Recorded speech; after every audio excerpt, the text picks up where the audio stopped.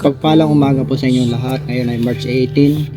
Meron lang po ko basahin sa nagpapasalamat sa ating page.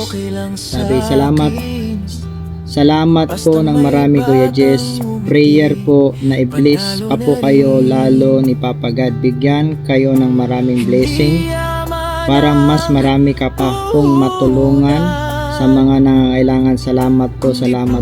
Sabi ni Ma'am Yana Bugar. So, Ma'am Yana Bugar, always tayo magpasalamat sa Panginoon. Yung binigay ko po ay galing yun sa Panginoon, hindi po sa akin.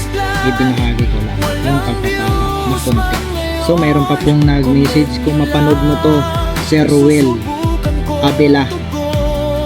Sabi ng message mo, Boss, pangbili lang po ng gulong sa pedicab para makapasada ako, 180 lang.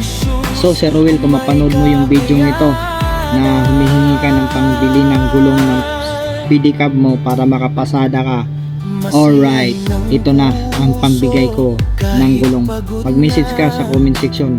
Kung mapanood mo man ito, kontakin mo ako ngayong araw, March 18 ngayon. Ngayong 18, hindi matapos yung hapon, masisindan kita ka ng Gcash na 180. So guys, hindi na po kailangan ng naka-react ka, naka-share ka, naka-follow ka, kundi comment ka lang, baka sakali ikaw naman masindan ko ng Gcash na legit. So kahit mataas ang bilihin ngayon, mataas ang mga bilihin ngayon, hindi pa rin hadlang para makapasaya tayo sa kapwa. To God be the glory. Hanggang dito na lang ang walang views na si Jess Vlog. Bye bye.